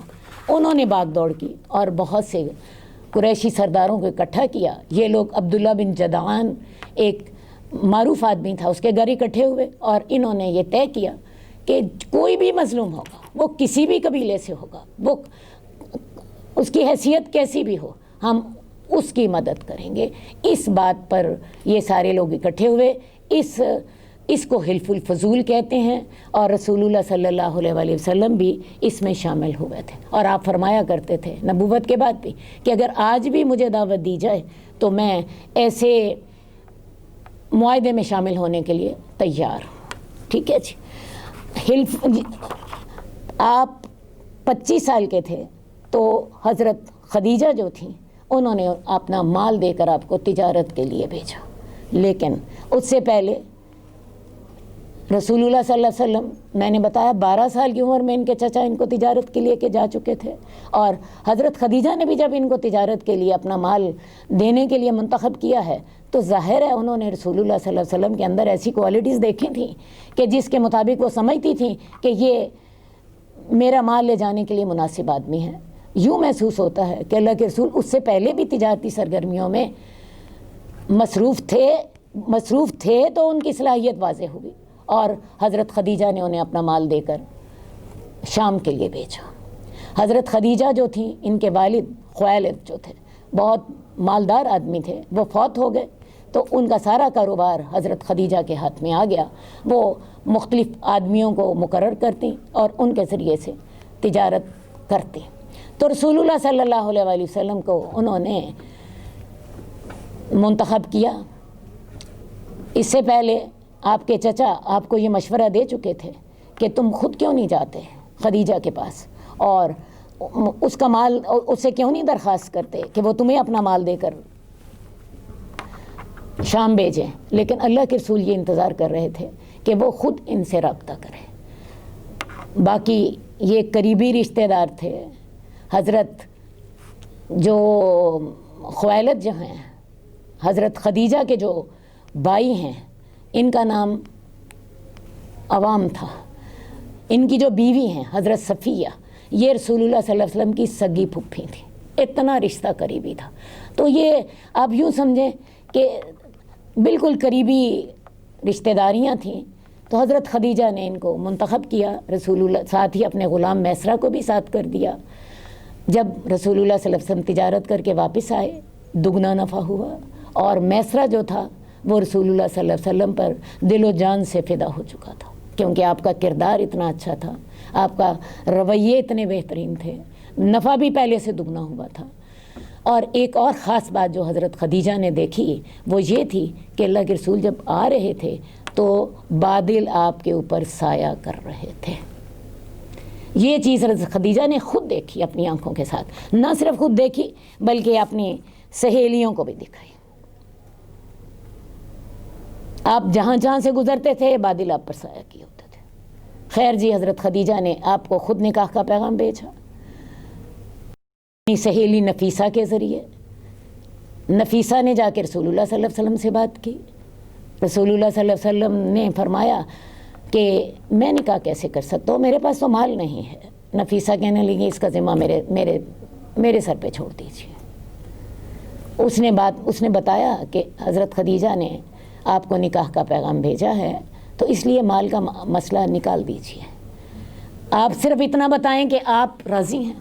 رسول اللہ صلی اللہ علیہ وسلم نے کہا کہ اگر ایسی بات ہے تو میں راضی ہوں۔ انہوں نے یہ بات جا کے حضرت خدیجہ کو بتائی۔ بعد میں حضرت خدیجہ کے والد چونکہ فوت ہو چکے تھے اور ان کے چچا نے اس رشتے کا پیغام بھیجا، ادھر سے رسول اللہ صلی اللہ علیہ وسلم کے چچا نے آپ کا پیغام قبول کیا، اور قبول کرنے کے بعد نکاح ہو گیا۔ اس نکاح میں بہت سے معزز سردار شامل ہوئے۔ رسول اللہ صلی اللہ علیہ وسلم نے حضرت خدیجہ کو 20 اونٹ مہر دیا اور یہ نکاح ہو گیا۔ حضرت خدیجہ اس سے پہلے 2 ان کے نکاح ہو چکے تھے۔ پہلے شوہر کے ساتھ 15 سال رہی تھیں، اس کے بعد وہ فوت ہو گئے اور حضرت خدیجہ بیوہ ہو گئی۔ ان سے حضرت خدیجہ کے 2 بچے تھے۔ اس کے بعد ایک اور سے آپ کی شادی ہوئی، لیکن وہاں نباہ نہیں ہو سکا۔ ان سے حضرت خدیجہ کا ایک بچہ تھا۔ تو حضرت خدیجہ اپنے گھر میں اپنے 3 بچوں کے ساتھ اور اپنے غلاموں کے ساتھ رہتی تھیں۔ رسول اللہ صلی اللہ علیہ وسلم، جیسا کہ میں نے آپ کو بتایا، مالدار تو نہ تھے، تو رسول اللہ صلی اللہ علیہ وسلم اپنی ان کے پاس کوئی رہائش گاہ نہیں تھی، اپنے چچا کے پاس رہتے تھے۔ تو نکاح کے بعد رسول اللہ صلی اللہ علیہ وسلم حضرت خدیجہ کے گھر ہی منتقل ہو گئے۔ جیسا کہ میں نے پہلے آپ کو بتایا کہ وہاں پہ حضرت خدیجہ اپنے 3 بچوں، اپنے غلاموں کے ساتھ رہتی تھیں۔ اللہ کے رسول بھی وہیں منتقل ہو گئے۔ ابو طالب کو اب یہ فکر تھی کہ پتہ نہیں وہاں میرے بھتیجے کے ساتھ کیا سلوک ہوتا۔ ایک دفعہ اپنی ایک لونڈی کو بھیجا کہ جاؤ جا کے دیکھ کر آؤ کہ وہاں پہ آپ کے ساتھ کیا رویہ رکھا جاتا ہے۔ اس نے دیکھا کہ رسول اللہ صلی اللہ علیہ وسلم گھر آئے۔ حضرت خدیجہ نے سارے اپنے کام چھوڑے، دروازے تک گئیں، ان کا استقبال کیا، انہیں ہاتھ پکڑ کے لائیں اور ان کو کھانا دیا، جو انہوں نے کرنا تھا، اہتمام کرنا تھا، کیا۔ اب ابو طالب جو تھے یہ رپورٹ سن کے مطمئن ہو گئے۔ حضرت خدیجہ کی عمر اس وقت 40 سال تھی۔ اگلے 10 سالوں میں اللہ تعالیٰ نے آپ کو 6 بچے دیے، جن میں سے 4 بیٹیاں تھیں۔ حضرت زینب سب سے پہلی اولاد ہے، اور اس کے بعد حضرت رقیہ، ام کلثوم اور حضرت فاطمہ، یہ تو 4 بیٹیاں تھیں۔ درمیان میں 2 بیٹے بھی اللہ تعالیٰ نے دیے، ایک طاہر یا طیب اور ایک کا نام عبداللہ تھا۔ یہ دونوں بچے جو تھے بچپن میں فوت ہو گئے۔ بعض لوگوں کا خیال ہے کہ آپ کو اللہ تعالیٰ نے 3 بیٹے دیے تھے، حقیقت یہی ہے کہ طیب اور طاہر ایک ہی بچے کے دو نام ہیں۔ تو 2 بیٹے تو فوت ہو گئے اور 4 بیٹیاں جو تھیں وہ بڑی ہوئیں، پرورش ان کی ہوئی۔ لیکن میں اس موقع پر آپ کو ایک بات ضرور بتانا چاہتی ہوں، یہ 3 بیٹیاں بھی اللہ کے رسول کی زندگی میں فوت ہو گئیں۔ جب رسول اللہ صلی اللہ علیہ وسلم اس دنیا سے گئے تو صرف ایک بیٹی زندہ تھی، حضرت فاطمہ، اور حضرت فاطمہ تو زہرا بھی جو ہیں رسول اللہ صلی اللہ علیہ وسلم کی وفات کے صرف 6 مہینے بعد فوت ہو گئے۔ تو آپ نے اپنی زندگی میں والدین کی محرومی کا صدمہ تو سہا، 2 بیٹوں کی وفات کا صدمہ بھی سہا، بلکہ آخر عمر میں ماریہ قبطیہ کے بطن سے اللہ تعالیٰ نے آپ کو ایک بیٹا دیا جس کا نام ابراہیم تھا۔ وہ بیٹا جو تھا ابھی دودھ پی رہا تھا کہ اس کو بھی اللہ نے واپس لے لیا۔ یہ واقعہ جو تھا رسول اللہ صلی اللہ علیہ وسلم کی وفات سے صرف 4 مہینے پہلے پیش ہوا تھا۔ تو آپ نے اپنی زندگی میں والدین کی محرومی کے علاوہ 3 بیٹوں کی وفات کا صدمہ سہا، 3 بیٹیوں کی وفات کا صدمہ سہا، اور اس کے باوجود اللہ کے رسول انتہائی صابر، انتہائی شاکر شخصیت۔ ایک دفعہ حضرت عائشہ نے آپ سے کہا کہ یا رسول اللہ، اللہ تعالیٰ نے تو آپ کے اگلے اور پچھلے گناہ معاف فرما دیے ہیں، آپ اتنی مشقت کیوں کرتے ہیں، اتنی لمبی تہجد پڑھتے ہیں کہ پاؤں میں ورم آ جاتا ہے، حالانکہ گناہ تو آپ کے پہلے معاف ہو گئے۔ تو اس وقت رسول اللہ صلی اللہ علیہ وسلم نے جواب دیا تھا، افلا اکون عبدا شکورا، کیا میں اللہ کا شکر گزار بندہ نہ بنوں؟ تو قارئین، سامعین، ذرا اپنے دل پہ ہاتھ رکھیں، اتنے صدموں کے باوجود شکر کرنا، یہ ہے صحیح شکر کرنا۔ ہمیں کوئی چھوٹی سی مصیبت پیش آ جاتی ہے تو ہمیں اللہ کی ساری نعمتیں بھول جاتی ہیں اور ایک وہ اپنی مصیبت یاد رہ جاتی ہے۔ بہرحال آگے چلتے ہیں۔ جب آپ کی عمر 35 سال کی ہوئی تو بیت اللہ کی تعمیر دوبارہ شروع ہوئی۔ بیت اللہ کو رسول اللہ صلی اللہ علیہ وسلم سے پہلے حضرت اسماعیل نے بنایا تھا، حضرت اسماعیل اور حضرت ابراہیم نے بنایا تھا۔ یہ تعمیر بالکل سادی سی تھی، 9 ہاتھ اونچی تھی، اوپر چھت بھی کوئی نہیں تھی۔ اسی وجہ سے بعض چوروں نے کیا کیا، بیت اللہ کا اندر کا خزانہ بھی چوری کر لیا۔ کچھ دیر پہلے وہاں سے ایک سیلاب گزرا تھا جس کے ساتھ بیت اللہ کی دیواریں پھٹ گئی تھیں اور وہ گرنے کے قریب تھا۔ قریش نے فیصلہ کیا کہ اس کو گرا دیا جائے اور بیت اللہ کی تعمیر دوبارہ کی جائے۔ اس کے لیے پرانی عمارت کو گرانا ضروری تھا۔ عرب ڈر رہے تھے کہ ایسا نہ ہو کہ بیت اللہ کی عمارت کو ہم گرائیں، کوئی زلزلہ آ جائے، کوئی اللہ کا عذاب آ جائے، یہ اللہ کا گھر ہے۔ اور وہ دیکھ چکے تھے کہ اللہ تعالیٰ نے کیسے اپنے گھر کی ابراہہ کے لشکر سے حفاظت کی تھی، وہ ڈر رہے تھے۔ تو سب سے پہلے ولید بن مغیرہ ان دنوں میں قریش کا سردار تھا، تو اس نے کیا کیا، سب سے پہلے کدال اس نے چلائی، اور جب اس نے دیکھا کہ کدال چلانے کے باوجود بھی کچھ نہیں ہوا تو پھر اس نے آہستہ آہستہ ہمت کر لی کہ بیت اللہ کو گرا دیا جائے۔ اب بیت اللہ کو گرا دیا گیا، اس کے لیے پتھر اکٹھے کیے گئے، اور اب باقوم نامی ایک روم سے میں آیا تھا، ایک انجینئر سمجھ لیجیے، اس کو یہ ذمہ داری سونپی گئی کہ وہ بیت اللہ کو تعمیر کرے۔ تمام قبائل نے اس میں نے اپنا اپنا حصہ ڈالا، کیونکہ وہ اس کو اپنے لیے باعث سعادت سمجھتے تھے کہ اللہ کے گھر کے تعمیر میں ہمارا بھی حصہ ہو۔ رسول اللہ صلی اللہ علیہ وسلم بھی اس میں شامل تھے۔ جب حجر اسود لگانے کا موقع آیا تو اس وقت تمام قبائل میں جھگڑا ہو گیا، تمام قبائل چاہتے تھے یہ شرف ہمیں حاصل ہو۔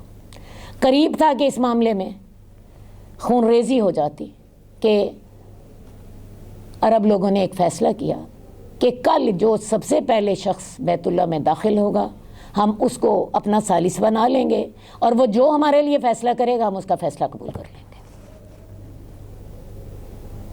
یہ فیصلہ کر کے لوگ اپنے اپنے گھروں کو چلے گئے۔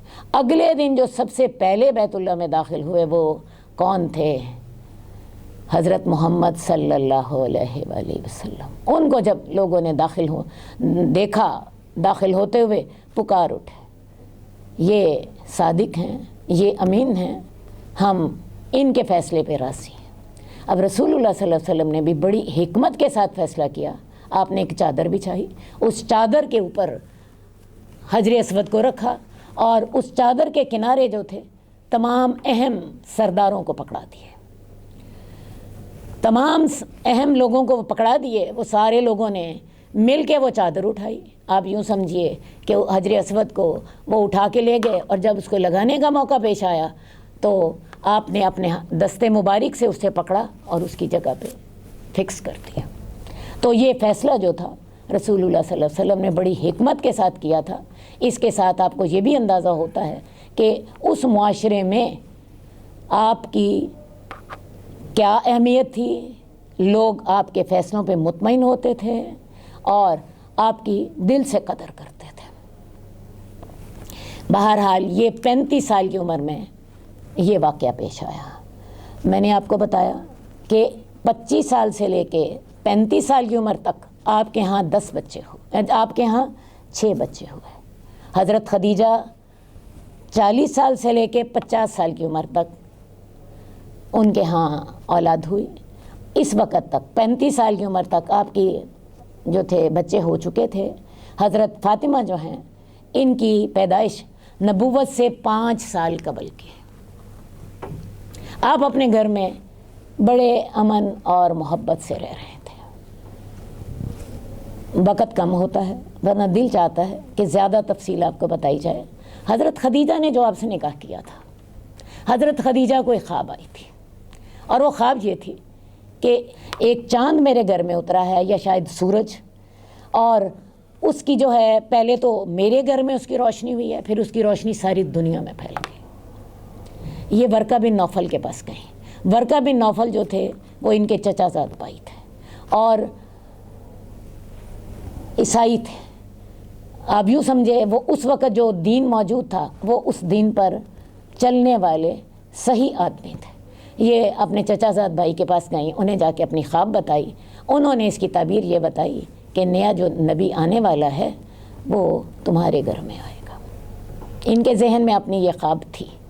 اس کے علاوہ حضرت خدیجہ نے ایک دفعہ طواف کے دوران میں ایک یہودی کو سنا۔ ایک یہودی جو تھا وہ پکار رہا تھا، مکے کی عورتیں طواف کر رہی تھیں، اس نے پکارا کہ نیا نبی آنے والا ہے، تم میں سے جو چاہتی ہے کہ اس نبی کی رفیقہ حیات بنے وہ آج ہی فیصلہ کر لے، وہ سوچ لے۔ عورتوں نے اس بات کو ایک دیوانے کی بڑھ سمجھا۔ کئی عورتوں نے اس کا مذاق اڑایا، کئی عورتوں نے اس کو پتھر مارے، لیکن حضرت خدیجہ نے اس کی بات اپنے ذہن میں محفوظ رکھی۔ تو جب آپ کو یہ پیغام ملا رسول اللہ صلی اللہ علیہ وسلم کی طرف سے تو حضرت خدیجہ نے اس کو ساتھ اپنی آنکھوں سے بھی دیکھ لیا تھا کہ رسول اللہ صلی اللہ علیہ وسلم جہاں سے بھی گزرتے تھے بادل سایہ کرتے تھے، تو یہ ایک بہت بڑی وجہ بنی تھی رسول اللہ صلی اللہ علیہ وسلم کے انتخاب کی۔ اب 35 سال کی عمر ہو چکی ہے، رسول اللہ صلی اللہ علیہ وسلم جو ہے یہ حجر اسود کا معاملہ بھی آپ دیکھ چکے، آپ کے گھر میں ماشاءاللہ اللہ تعالیٰ نے اولاد بھی دے دی، اور اس عرصے میں آپ نے اپنی اتنی اچھی میاں بیوی کی سیٹنگ تھی، اتنی اللہ تعالیٰ نے اتنی ازدواجی خوشیاں دے رکھی تھیں کہ حضرت خدیجہ نے آپ پر اعتماد کرتے ہوئے اپنا سارا مال آپ کو دے دیا۔ اس کا ذکر قرآن مجید میں بھی ہے کہ کیا ہم نے تجھے محتاج نہ پایا تھا تو ہم نے تجھے غنی نہ کر دیا۔ تو 35 سال کی عمر میں رسول اللہ صلی اللہ علیہ وسلم آپ یوں سمجھ لیجئے بڑی ایک عمدہ زندگی گزار رہے تھے۔ نبوت ملنے سے پہلے جو رسول اللہ صلی اللہ علیہ وسلم کا اخلاق تھا، میرا خیال ہے آپ کو بہت سی باتیں خود ہی سمجھ آ رہی ہیں۔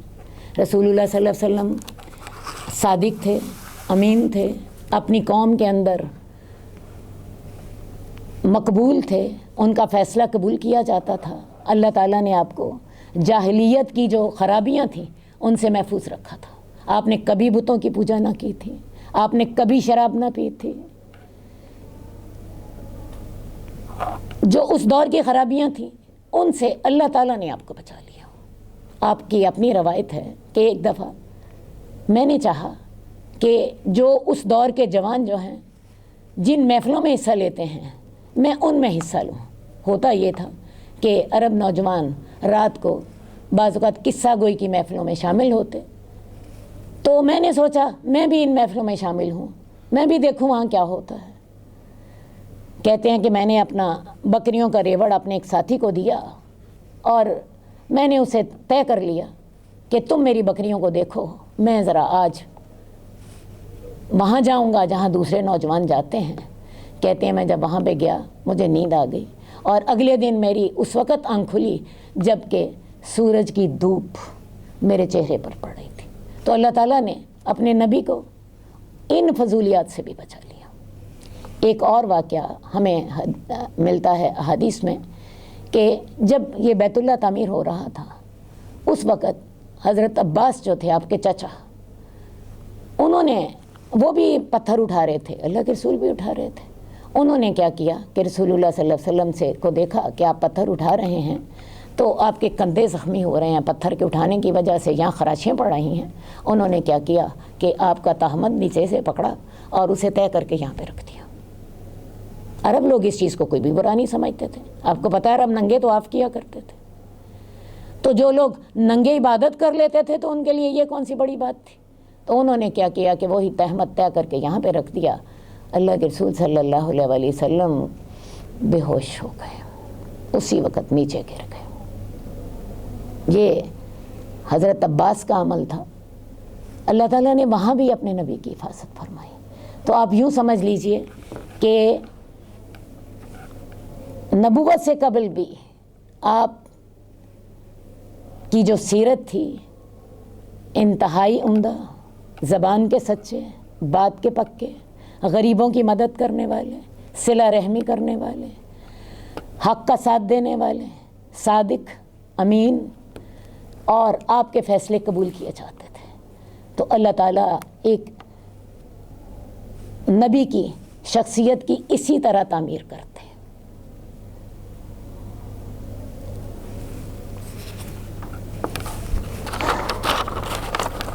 اب ہمارا اگلا موضوع ہے کہ آپ پر جب پہلی وحی آئی، رسول اللہ صلی اللہ علیہ وآلہ وسلم جیسے کہ میں نے آپ کو بتایا سٹیبل ہو چکے تھے اپنی زندگی میں۔ آپ بہت پریشان رہتے، اپنی قوم کے برائیاں جب دیکھتے بہت پریشان رہتے کہ اس قوم کی اصلاح کیسے ہوگی۔ شرک دیکھتے، 360 بت جو ہیں وہ بیت اللہ کے اندر موجود ہیں، تو آپ اس بارے میں سوچتے رہتے ہیں۔ نبوت سے 3 سال قبل آپ نے غار حرا میں اعتکاف کرنا شروع کر دیا تھا۔ جب آپ کی عمر 38 سال کی تھی آپ نے پہلی دفعہ اعتکاف کیا، اس کے بعد اگلے سال پھر اعتکاف کیا، اور پھر تیسرے سال آپ نے پھر اعتکاف کیا۔ تو یہ 3 سال پہلے آپ اعتکاف کرنا شروع ہو گئے تھے رمضان کے مہینے میں۔ اب اس اعتکاف میں آپ کرتے کیا تھے؟ اعتکاف میں حدیث میں آتا ہے یتحنس، اور یتحنس کا معنی یتعبد، عبادت کیا کرتے تھے۔ باتیں دور جو دین ابراہیمی تھا، بیت اللہ کے ہونے کی وجہ سے اس کے تصورات موجود تھے، اگرچہ اس کے اندر بہت سی بدعات قریش نے شروع کر دی تھیں، لیکن بہت سے بنیادی تصورات دین ابراہیمی کے مکہ میں موجود تھے۔ رسول اللہ صلی اللہ علیہ وسلم اسی کے مطابق عبادت کی کوشش کرتے، ذکر الہی میں مصروف رہتے، آنے جانے والوں کو کھانا کھلاتے، اپنے لیے کھانا لے آتے، اور جب 15 دن گزرتے یا کوئی اس سے کم و بیش تو جا کے یا تو خود کھانا لے آتے یا حضرت خدیجہ انہیں دے جاتی۔ یہ غار حرا جو ہے یہ بیت اللہ سے 2-2.5 میل دور ہے، آج بھی چڑھائی پر ہے اور ایک مثلث کی شکل میں ہے۔ باہر سے تو زیادہ کھلا نہیں ہے، لیکن اندر اتنا کھلا ہے کہ ایک آدمی کی جگہ وہاں، ایک آدمی کے لیٹنے کی جگہ پہ وہاں بن جاتی ہے۔ ٹھیک ہے، وہاں پہ آپ رہتے، حضرت خدیجہ جو تھیں خود جا کر آپ کو کھانا دے آتی، 1 مہینہ وہاں پہ گزار لیتے، 1 مہینہ گزارنے کے بعد پھر باقی وقت آپ گھر واپس آ جاتے۔ آپ کو جب تیسرا سال ہو گیا اعتکاف کرتے ہوئے، تو رمضان کی 21 تاریخ کو تہجد کے وقت صبح آپ کے پاس حضرت جبریل تشریف لائے۔ حضرت جبریل انسانی شکل میں تھے اور انہوں نے آپ کو کہا اقرأ بسم ربک الذی خلق خلق الانسان من علق، پڑھو اللہ کے نام کے ساتھ جس نے پیدا کیا۔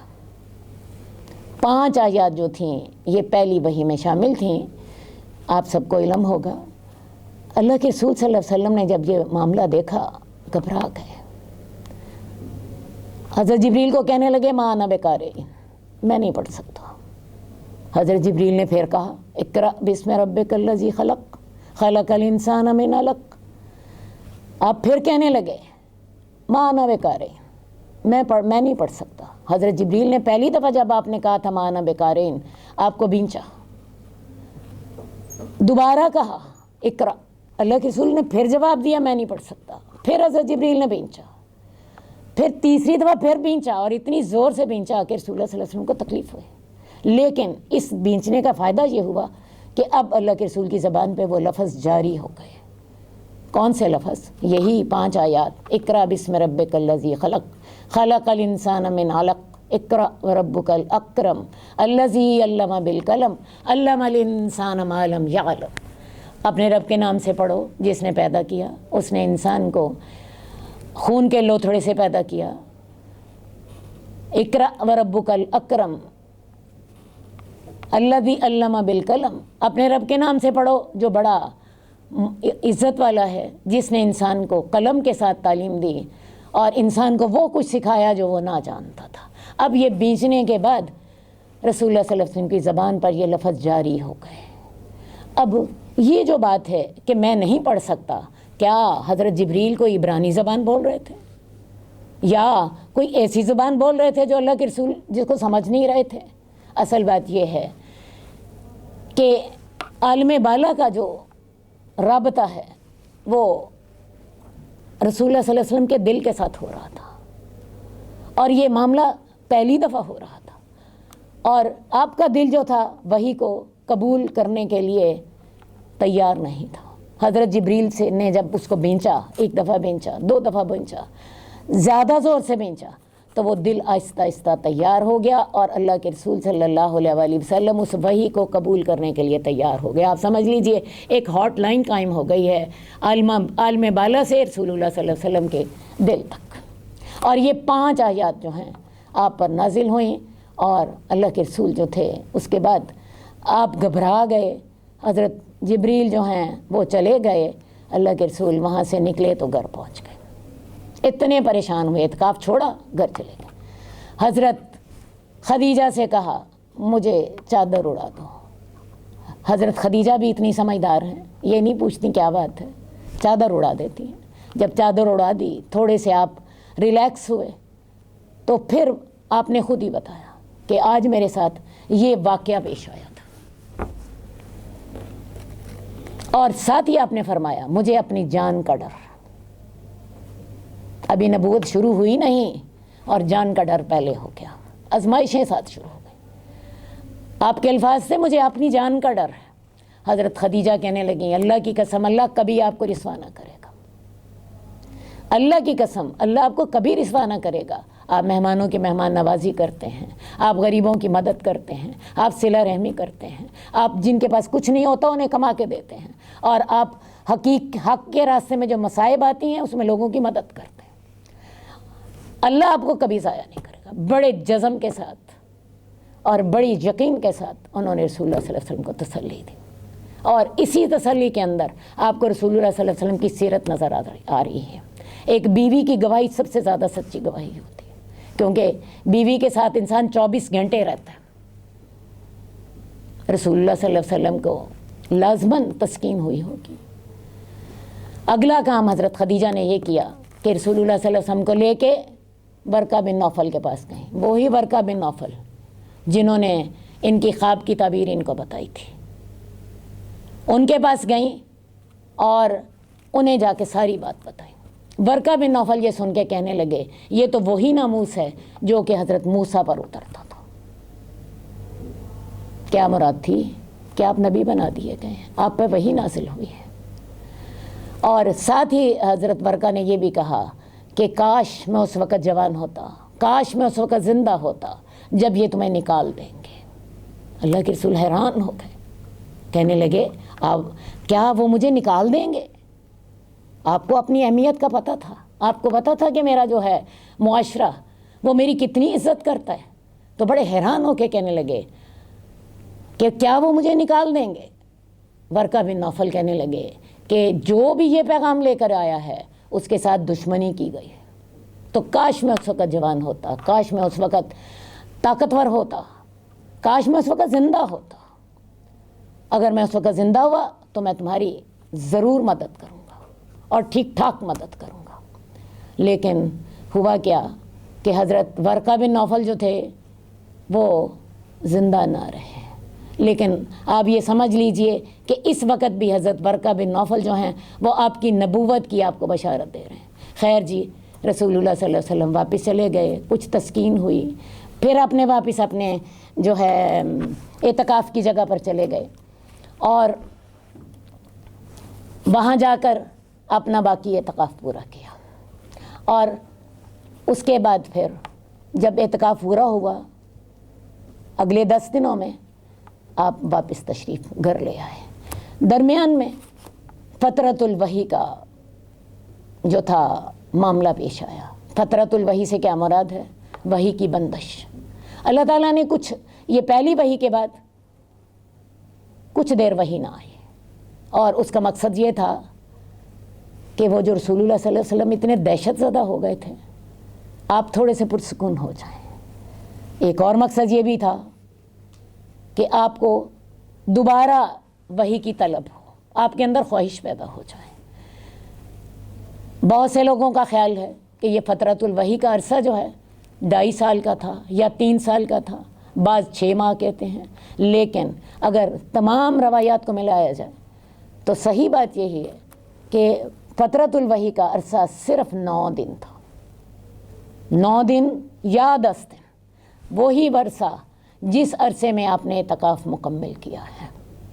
کیونکہ ہمیں یہ صحیحین میں حدیث ملتی ہے کہ جب رسول اللہ صلی اللہ علیہ وآلہ وسلم اپنے گھر واپس جا رہے ہیں اپنا اعتکاف ختم کر کے، تو آپ کو ایک آواز آئی، کہنے لگے، آپ کی اپنی حدیث ہے، میں نے اپنے آگے دیکھا، میں نے اپنے پیچھے دیکھا، میں نے اپنے دائیں دیکھا، میں نے اپنے بائیں دیکھا، مجھے کوئی بلانے والا نظر نہیں آیا۔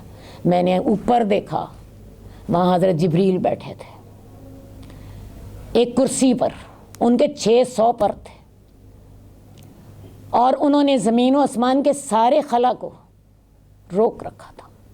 ان کا وجود اتنا بڑا تھا کہ زمین و آسمان کا جتنا خلا تھا وہ سارا ان کے وجود کے ساتھ کور ہو گیا تھا۔ ان کے 600 پر تھے، وہ کرسی پر بیٹھے ہوئے تھے۔ اللہ کے رسول پھر دہشت زدہ ہو گئے، پھر وہی کیفیت ہو گئی پہلی وحی والی۔ گھر گئے، پھر جا کے کہا مجھے کپڑا اڑا دو۔ کپڑا اڑایا، اس کے بعد پھر بتایا کہ آج میرے ساتھ یہ واقعہ ہوا، اور اسی ابھی آپ کپڑا اوڑے ہوئے لیٹے ہوئے تھے تو وہاں پہ یہ وحی نازل ہوئی، یا ایھا المدثر قم فانذر وربک فکبر وثیابک فطہر والرجز فاہجر۔ اے چادر اوڑھنے والے، اے کملی اوڑھنے والے، قم فانذر، اٹھ اور لوگوں کو ڈرا، وربک فکبر، اپنے رب کی کبریائی بیان کر، یا ایھا المدثر قم فانذر وربک فکبر وثیابک فطہر والرجز فاہجر، اپنے کپڑے پاک رکھو اور گندگی سے علیحدہ رہو، عقیدے کی گندگی سے، ظاہری گندگی سے، باطنی گندگی سے، سب سے علیحدہ رہو۔ یہ آیات اس وقت نازل ہوئیں۔ اللہ کے رسول اب بھی خوف زدہ ہے۔ پہلے خوف زدہ ہوئے حضرت جبریل اس وقت انسانی شکل میں آئے تھے، اب حضرت جبریل اپنی اصلی شکل میں آپ کو نظر آئے تھے۔ تو اب پھر رسول اللہ صلی اللہ علیہ وسلم خوف زدہ ہوئے، پھر آہستہ آہستہ اللہ تعالیٰ نے سکون عطا فرما دیا۔ اب اگلی بات یہ ہے کہ اللہ کے رسول صلی اللہ علیہ وآلہ وسلم پر جو وحی ہے وہ کس طرح آتی تھی۔ آپ پر وحی کی بہت سی اقسام تھی۔ سب سے پہلا طریقہ کیا ہوتا تھا، آپ کو اس وحی کے آنے سے پہلے 6 ماہ پہلے سچے خواب آنے شروع ہو گئے تھے۔ آپ جو رات کو دیکھتے صبح روز روشن میں اس کی تعبیر دیکھ لیتے۔ تو سچے خواب کی شکل میں آپ کو وحی آنی شروع ہو گئی۔ یہ سمجھ لیجئے 6 مہینے آپ کی جو آغاز وحی ہے اس سے 6 مہینے پہلے یہ خواب آنے آپ کو شروع ہو گئے تھے، ٹھیک ہے۔ دوسرا طریقہ وحی کا یہ تھا کہ حضرت جبریل ایک انسانی شکل میں آپ کے سامنے آ جاتے تھے، جیسے پہلی وحی میں نے آپ کو بتایا، اور آپ پر وحی کرتے ہیں۔ تیسرا طریقہ یہ تھا بغیر کسی کے نظر آئے ہوئے اللہ آپ کے دل میں کچھ ڈال دیتے تھے، جس کو ہم الہام کہتے ہیں۔ چوتھا وحی کا طریقہ یہ تھا کہ بعض اوقات حضرت جبریل انسانی شکل میں آتے، لوگوں کو بھی نظر آ جاتے۔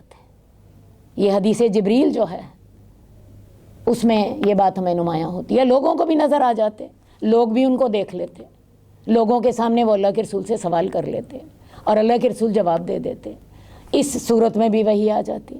ایک اور طریقہ یہ تھا کہ بعض اوقات رسول اللہ صلی اللہ علیہ وسلم کو گھنٹی کی آواز آتی، ٹن ٹن کی طرح آواز آتی، اور اس آواز کے دوران آپ کے دل پر وحی ہوتی، اور جب وہ آواز ختم ہوتی تو آپ کا دل وہ ساری چیزیں یاد کر چکا ہوتا جو اللہ نے آپ کو وحی کی تھی، آپ کے دل میں وہ محفوظ کرتی تھی، وہ محفوظ ہو چکا ہوتا، اور یہ وحی کی شکل آپ پر سب سے زیادہ بھاری ہوتی۔